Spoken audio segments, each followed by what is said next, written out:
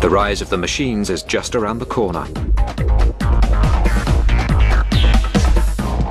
Robot technology is moving into a whole new world. It is the stuff of science fiction. But should we fear the robot of the future? Or welcome innovation designed to make life easier for us all?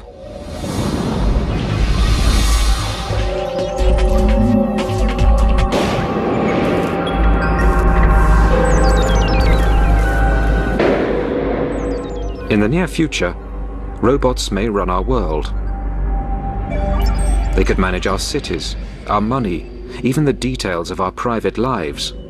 They don't have minds of their own, but could they? If they did, what would happen to us? We've seen it at the cinema. Man wiped out by creatures of his creation. For example, in the movie 2001, we had this beautiful spaceship with the state-of-the-art computer technology, and HAL was to carry out all commands given by humans. However, you know how humans are. We're messy.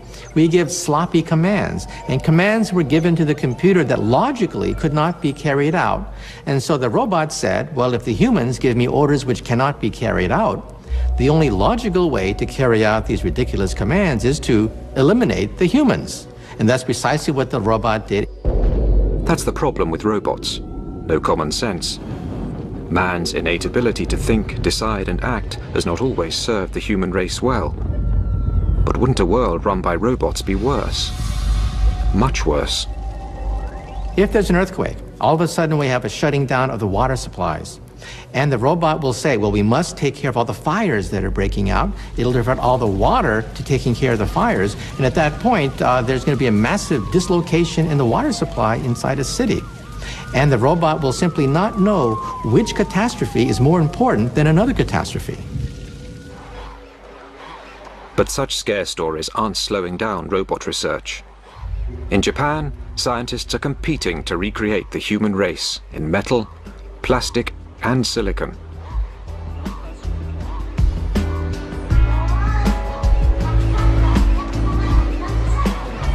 This is Asimo, the first humanoid to walk out of the laboratory and into the real world. It's designed to look friendly, not the kind of robot who'd zap us with a laser.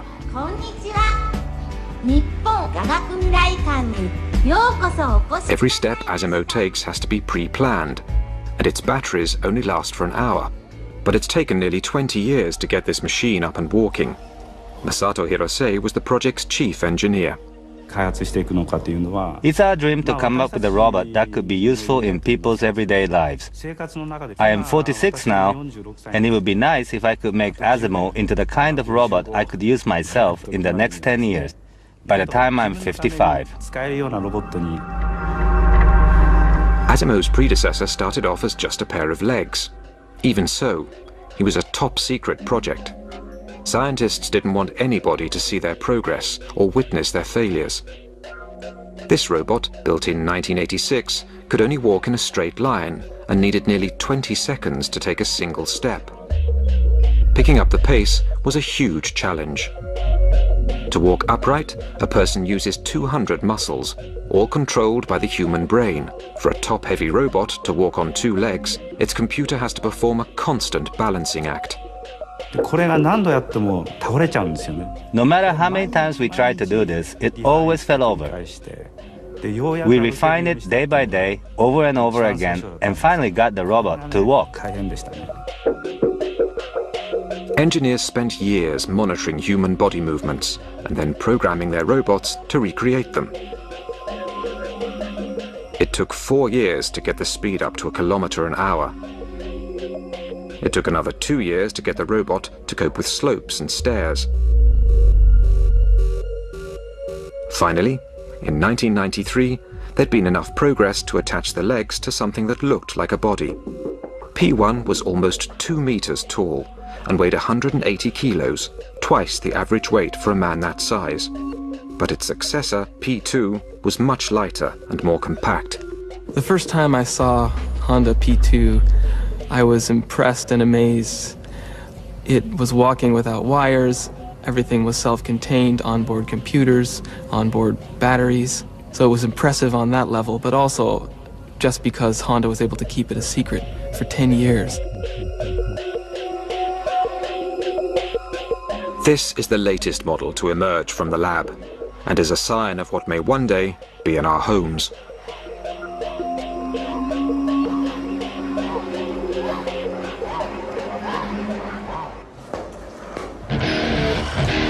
The quest to build the first artificial human is highly competitive. H7 is the result of a multi-million-dollar research project funded by the Japanese government. The objective? The creation of humanoid robots capable of performing complicated tasks, like playing football.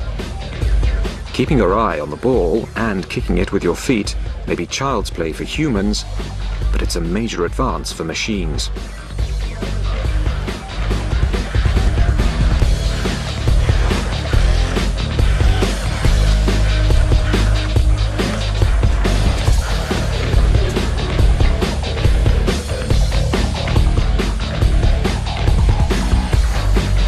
James Kuffner developed much of H7's software.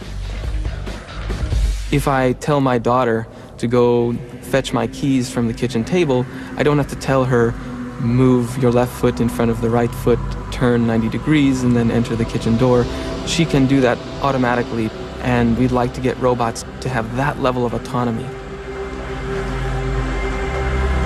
H7 can track the ball with its eyes and make its own decisions about how to follow, catch, or kick it. But there are limits to what it can do of its own accord. H7 may have mastered football, but it's not so good at other sports.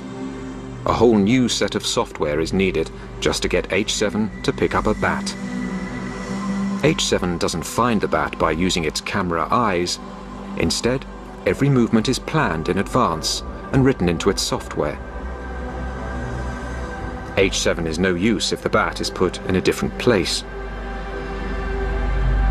The most intelligent robot in the world still can't match the coordination and agility of a toddler.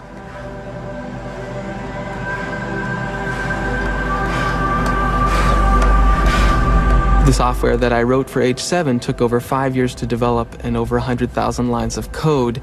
And that involved getting the robot to move, pick up an object and put it from location A to location B. It didn't include object recognition, speech recognition, other kinds of sensing like computer vision functions.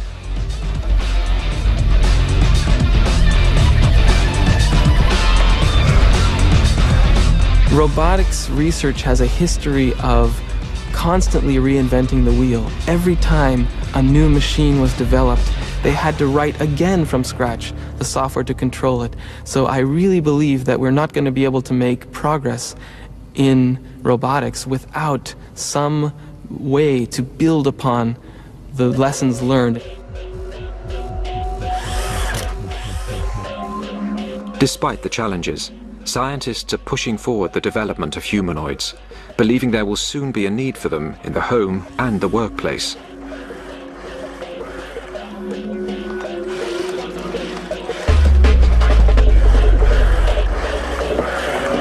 If you take a look at the Japanese population, it is aging rapidly. Labor is extremely expensive. In the United States, because we have a large immigrant population, cheap labor is not such a big problem. Why be satisfied with a mechanical maid or butler when you can get a real maid or a real butler? But in Japan, mechanical servants have a bright future, and not just in the home. Which is why the Japanese government is funding the development of industrial robots. HRP-1 is a remote-controlled robot. In the future, versions of this robot could replace human workers on construction sites. HRP-2 is designed to help people with heavy manual work.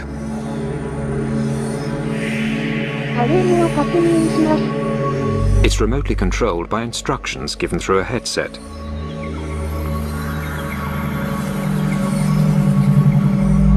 Creating a robotic workforce could be big business, a real boost to Japan's economy. But there are still a few snags to overcome.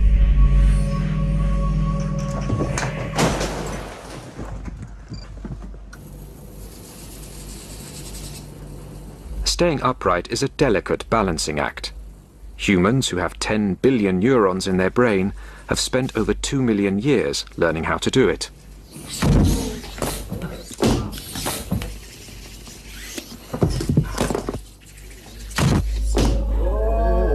Morph 2 is a miniature humanoid, not always on its toes. Like a human, it can sense when it's off balance, but it's not always successful at compensating. But when it does manage to stay upright, its range of movement is impressive.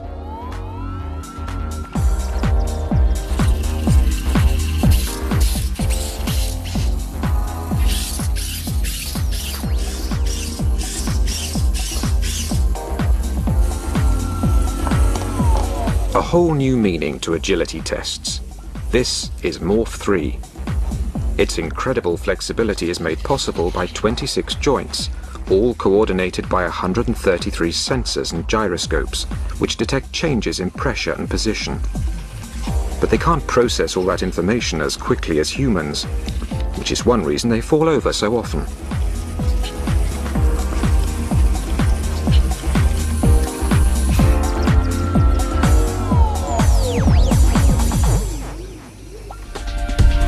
While humanoids are still being developed, other robots are already being put to work.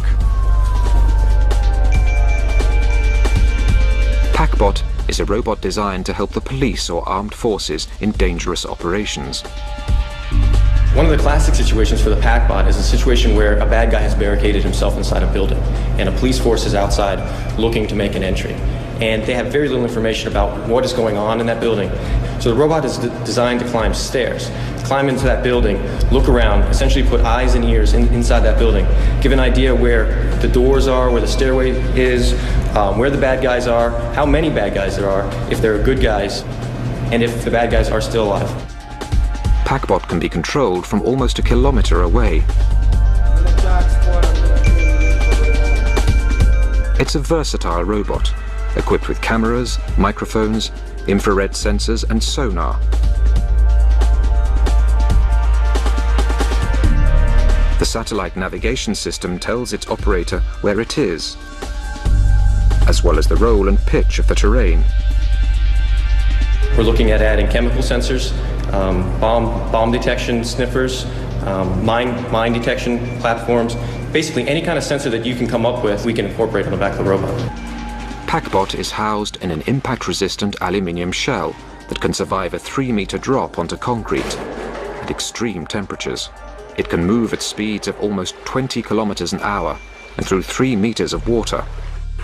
If it lands upside down, its flippers turn it over. One reason it's so tough, it has no wires that might break or become disconnected. I'm at the landing, clear at this point. Is your way clear? Clear. 1, 2, 3. Go. This is only a police exercise, but Packbot has already seen real-life action, having worked at New York's Ground Zero, helping in the search for survivors. And this is particularly important now where the loss of human life isn't tolerated anymore during war or military action, or civil action for that matter. Scientists are already working on the next generation of Packbots, with even more capabilities. The development of an extending neck will enable the robot to peer around corners. I'm turning the robot. Okay, Tommy, what do you got? 2 people, 1 suspect and 1 hostage. He's got a knife in his right hand. There's a female on the ground. Go.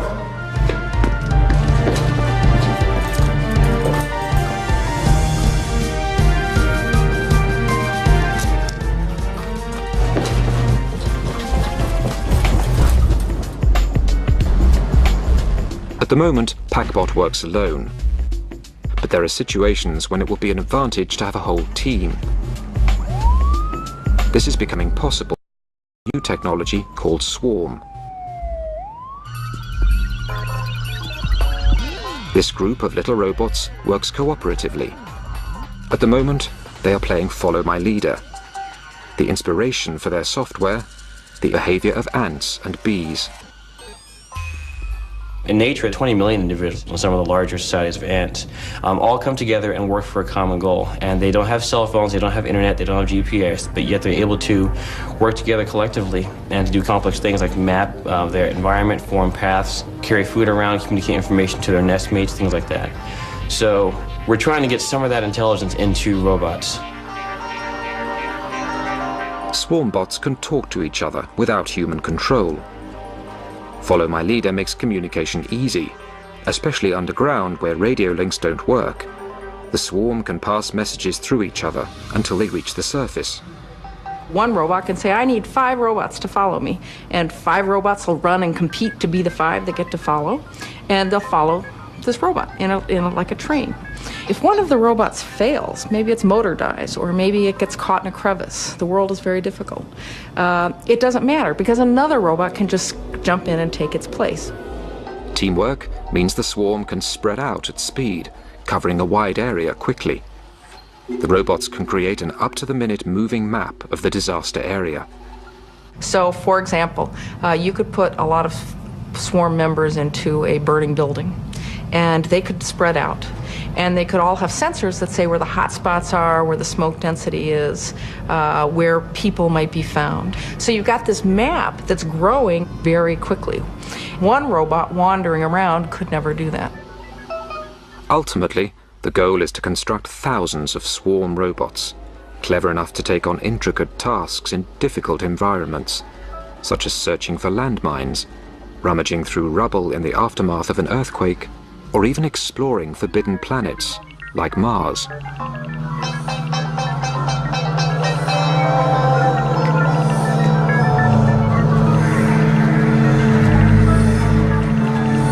Another idea is that by having a large number of robots, they can all be relatively cheap. It's not so important if one of them breaks. So now, if you wanted to have a mission on Mars, for example, imagine dropping 1,000 robots. It doesn't matter if 80% of them fail when they're dropped. There's still 20% down there that are running around collecting information. Whereas if you just had one very expensive robot and it broke, the mission has failed. And with these uncomplaining automatons doing the dirty work, there's no risk to human life. Robots can withstand the stresses, the strain, the radiation, the deprivation that exists in outer space. They don't complain, they don't require life support, and they don't have to come back. But space research will have job opportunities for bigger robots too. Robonaut is a remote control robot developed by NASA to work outside a space station where there's danger from space debris and cosmic rays. Safe inside the space station, the astronaut wears a special visor and glove. When he turns his head, the robot's head turns too, and sends back video images of what it can see. When the astronaut moves his hand, the robot mimics the action.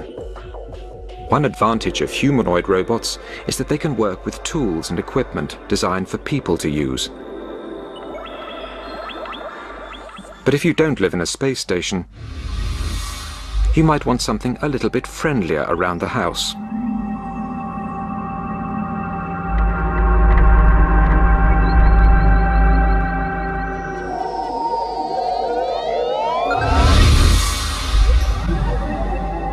How about a robot that could greet you at the door?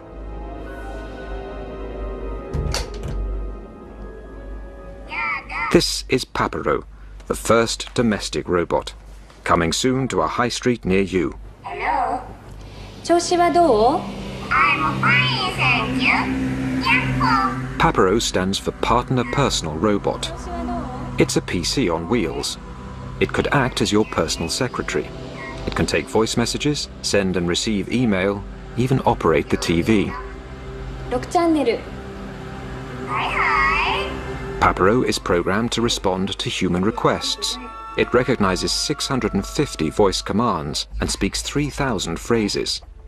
It recognizes people by their faces and recalls facts about them, like their blood types and birth dates. You know when Papero is listening to you because its ears turn green.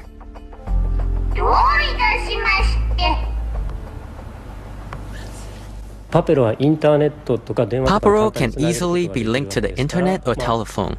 This means that humans can check what's happening at home when they're away. For example, if you can't remember whether you turned off the gas cooker, you can use Papero to see pictures inside your house. You can also check on your pets at home. And because Papero is compact and on wheels, it's very stable. It won't crush small children or trip over pets. And if it does bump into something, it's unlikely to do any damage. Papero likes to be stroked. This tells it that you're pleased, and it remembers its good behavior for future occasions. And if you need a dancing partner, Papero is definitely for you.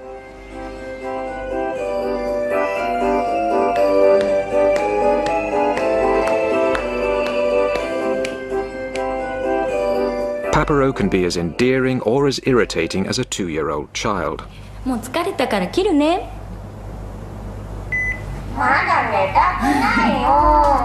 But it has one great advantage over any toddler.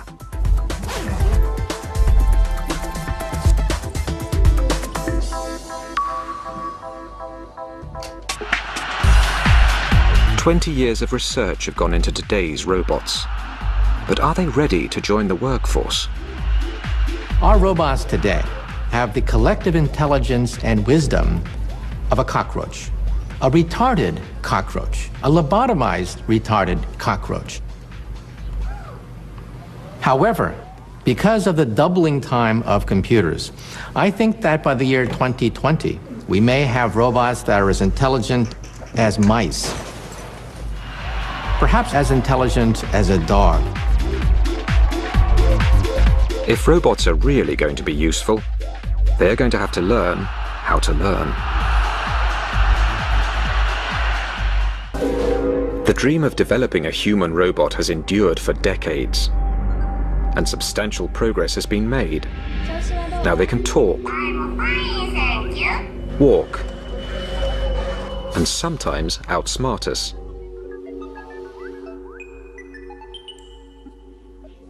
Playing chess against a grandmaster demands intellectual skill.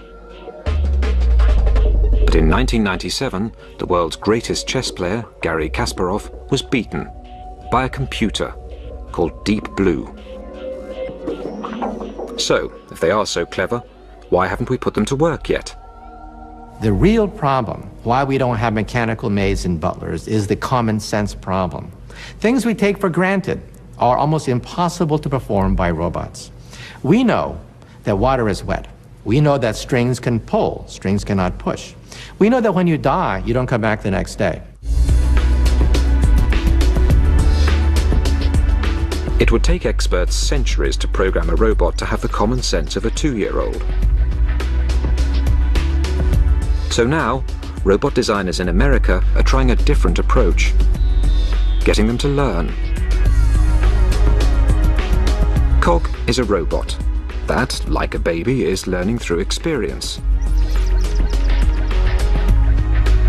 Cog has several cameras. Through them it can see objects in wide angle or close up. It can track objects, sense and depict color. You see, robots can see. In fact, robots can see about 10 times better than you can see. But robots don't understand what they are seeing. They don't understand anything more than lines and simple geometric patterns. At first, Cog didn't know where its arms stopped and where an external object began. But by seeing and poking these toys, Cog is slowly learning the map of its own arm and how to distinguish a particular object from the background.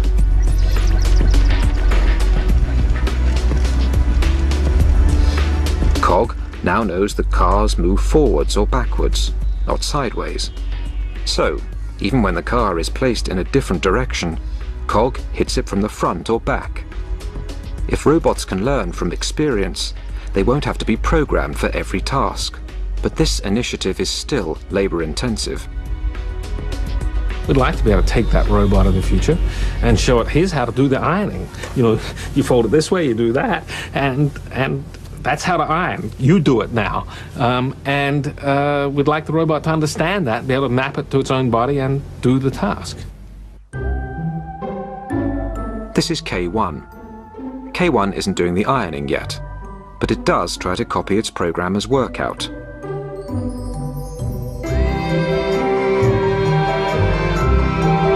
Judging by this performance, no one is going to let it loose on the ironing for some time.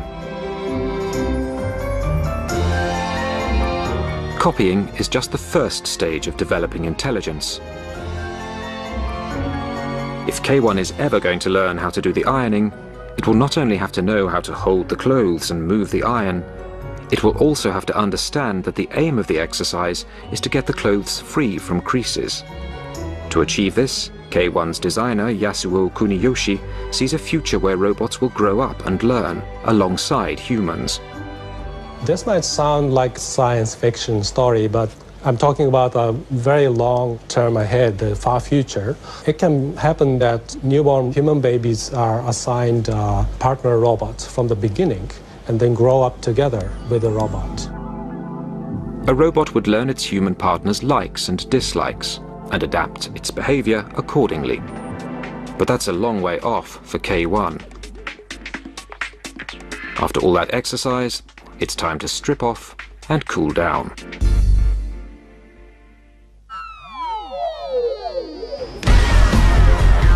Hockey here. Okay, you go, DB. Now you're playing. Darren Bentivegna is teaching DB to play air hockey. DB's camera eyes have been set up to track the puck's bright colour. So far, so good. As long as the lighting conditions don't change. Now you know how to play it. All right, getting a little better. But to play the game, DB not only needs to see the puck, but to predict where it will be a few seconds later. That's my score. The puck not always can be seen. Sometimes it goes underneath an arm or it's in a corner. So when this happens, DB cannot see the puck anymore. So it's almost as if you were to play air hockey and somebody was always to do this to you. So you're trying to predict, and then all of a sudden somebody covers your eyes, and then they take your hands away, and now the environment has changed. Yeah, okay, now hogging puck now. Pick it up. Once DB has learned how to keep an eye on the puck, it then needs reasoning skills to decide its strategy.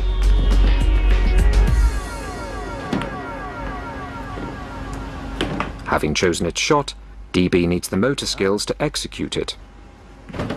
And all these seeing, reasoning and action skills need to happen instantly. The puck waits for no man and no thing. Is it worth all this effort just to teach a robot a game? Through verbal communication, you could tell DB or teach DB new skills as you would teach a person. So, for example, if you wanted to have DB do ironing in your home, you would have DB in the location and you would tell DB, watch DB, this is how we iron. We take the iron, we move it across the clothes, and we look for the wrinkles, and we make sure we don't burn. And it would know about all these items through these communications, and little by little build up more and more skills. One day you'll be able to play as good as this. Well, I'm hoping you'll be able to play better. But it's very important that, of course, that you teach your robot well and that it learns well, because you can have things as your robot trying to cook your dog or burn your clothes or break your dishes, and of course this is not what we want. If robots could learn and repeat tasks just by watching, they could become invaluable in the workplace. Other developers are taking the concept of a human robot one step further. They hope to produce a robot that not only copies our movements, but also our emotions and facial expressions. Fumio Hara directs the Faced Robot program at Tokyo's Science University. The easiest expression to replicate is excitement. The corners of the mouth move up and the eyes go down slightly.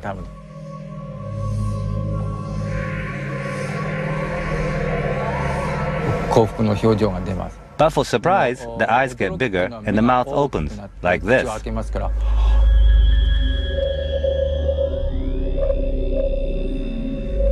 And for fear, you're scared. Everything tightens up, and the eyes are slightly bigger, and the mouth horizontal.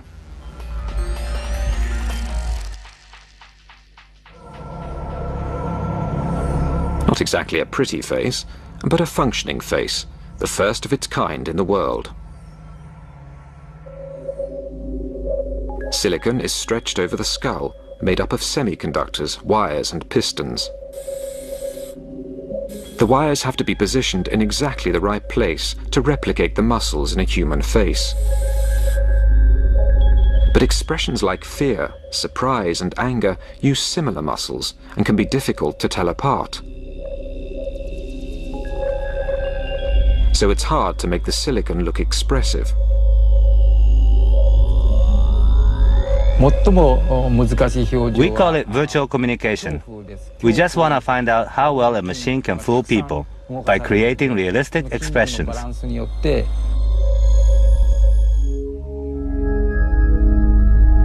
Hara believes that a great deal of communication is through facial expression alone. To communicate effectively with humans, robots will need to express feelings we can understand. With the help of tiny video cameras mounted behind the eyeballs, this robot can already read human faces and copy what it sees. It's programmed to recognize and recreate 6 emotions.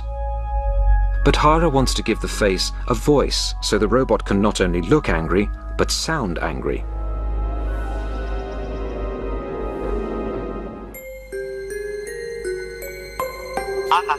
Meet WE4, Mr. Personality.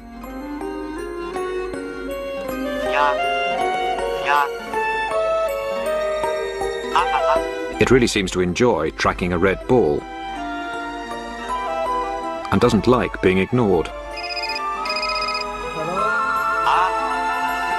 It shows surprise when the scientist opens a bottle of vodka, but it does like the smell. WE4 can make expressions of disgust, fear, anger, surprise, sadness, and happiness.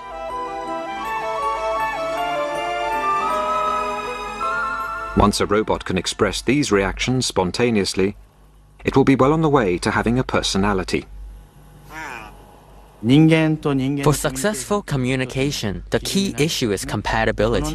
2 incompatible people are not likely to become lovers or marry each other. The next step is to make each individual robot's personality harmonize with individual people.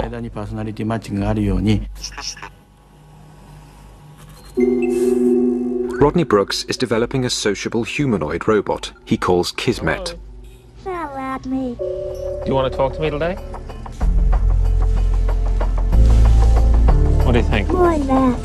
I'm too close? What if I get this close to you? What do you think? Right now, Kismet is modeling a very young infant who doesn't really have language. So it babbles and does turn-taking, as you can do with a young infant, back and forth. But there's not too many words that it understands, and it can mimic a little bit, and we're having it learn about simple objects by talking to it. Can you see me? Yes. No, that's a bright light, isn't it? You're much more interested in the bright lights than my face today. Come over here. Kismet engages with people through an expressive face-to-face interaction. Brooks was inspired by infant social development and psychology. Hero. Kismet has a bunch of different emotions, and it will react differently to the same stimulus depending on what emotional state it's in. Sad. So we never know from minute to minute or even day to day how it's going to interact with us. Then Ralph. Hello. Hello. Do you like me?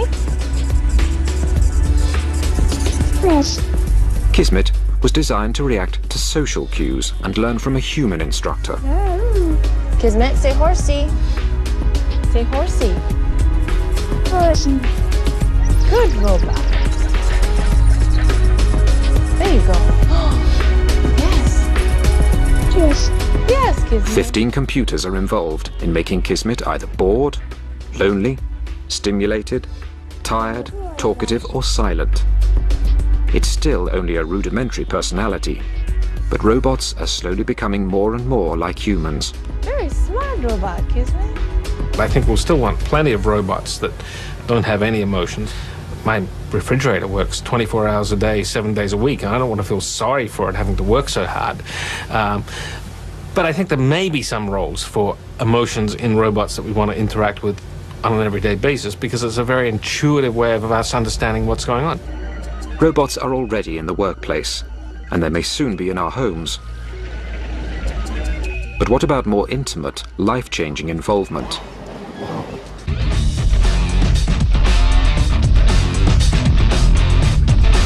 Eric Harper looks like anybody else.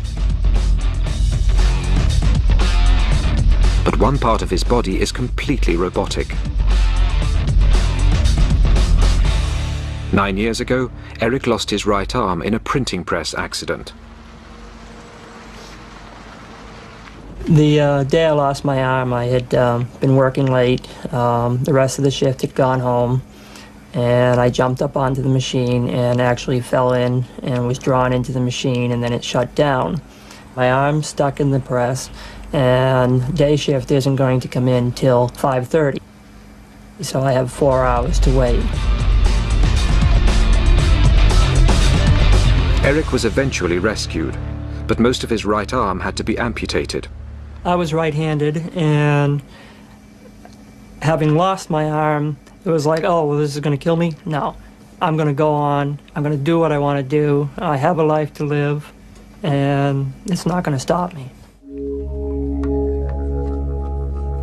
The robotics in Eric's new arm are designed to respond naturally to his body movements. The arm consists of microprocessors, circuit boards, motors and gears. It weighs nearly 3 kilos. Electrodes in the socket receive electrical impulses from what's left of Eric's muscles.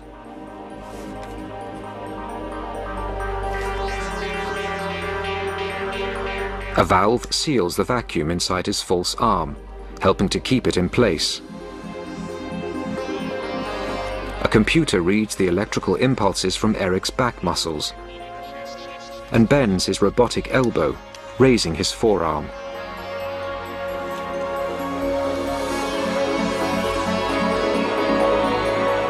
Eric can make his hand close by flexing his biceps and open by flexing his triceps.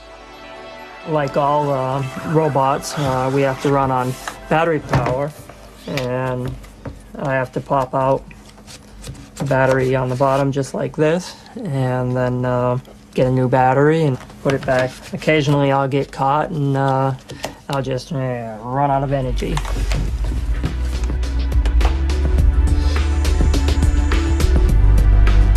Eric's arm, although not perfect, has changed his life. So will this technology one day be able to improve our brains as well as our bodies?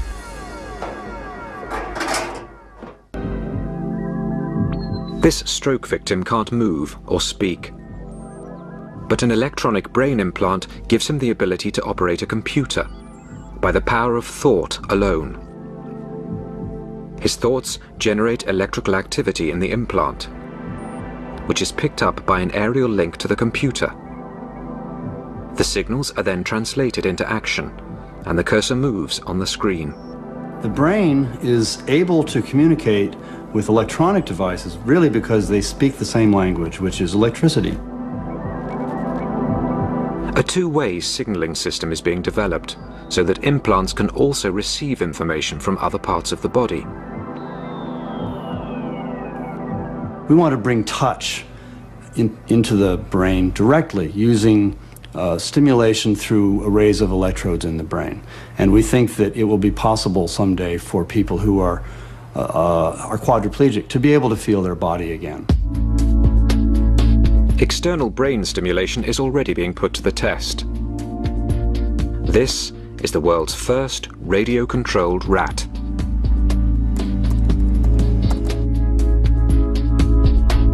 I didn't set out to make jihad ninja rats. What we wanted to do was an experiment that gave us a sense about how well animals understand signals that come directly into their brain. Rats have poor eyesight. They use their whiskers to find their way around in the dark. 3 electrical probes, each the thickness of a single hair, were implanted in the part of the rat's brain that picks up signals from its whiskers. The operator can direct the rat by typing commands into the computer. In one way, you could compare the system to a child's remote-controlled car. An operator stands with a laptop and sends out key signals.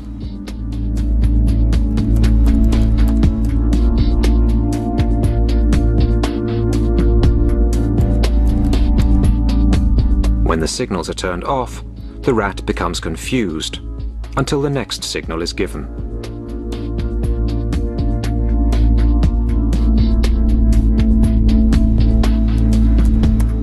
Dr. Talwar believes his remote-controlled rats could be very useful. At the time we were doing the experiment, 9/11 happened in New York, and we were looking at these images on television, and it occurred to us that what we have in front of us could be a very cool technology to solve many of the search and rescue problems. Rats could be invaluable for search and rescue amongst wreckage, or for sniffing out hidden landmines. Unlike clunky machines, rats are familiar with rough terrain and small spaces. The concept has not been well received by animal rights groups.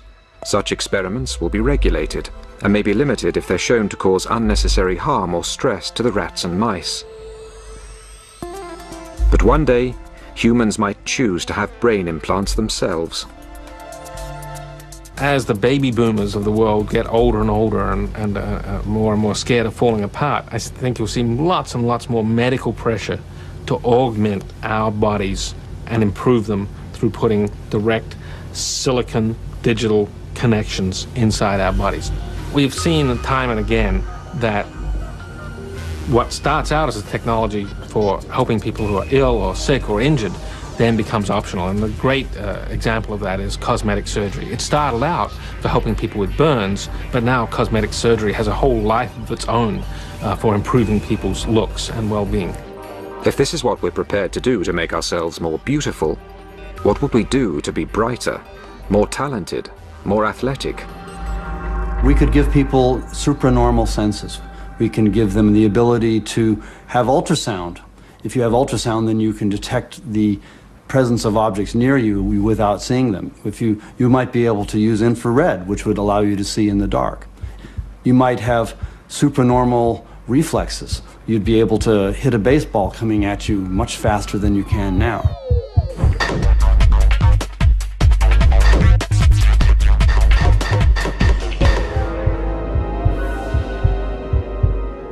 Once you have that, it's not very far to getting a wireless internet connection inside our head. So I fully expect 20 to 25 years from now, a lot of us, our grandchildren especially, will be walking around with wireless internet connections. And there will be robotic devices throughout our environment. Millions of chips will be embedded in our furniture, utensils, and clothing.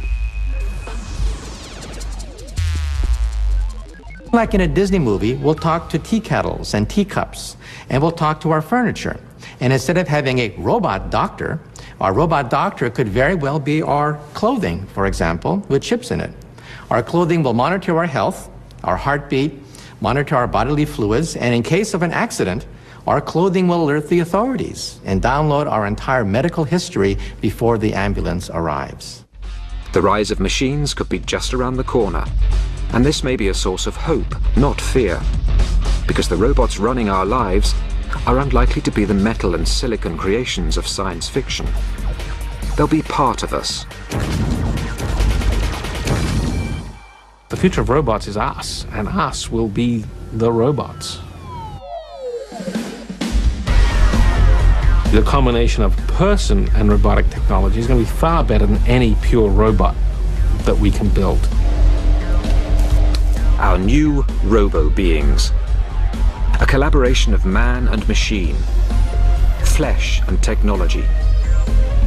Not Homo sapiens, but Robo sapiens. United in structure, brain, heart, and soul.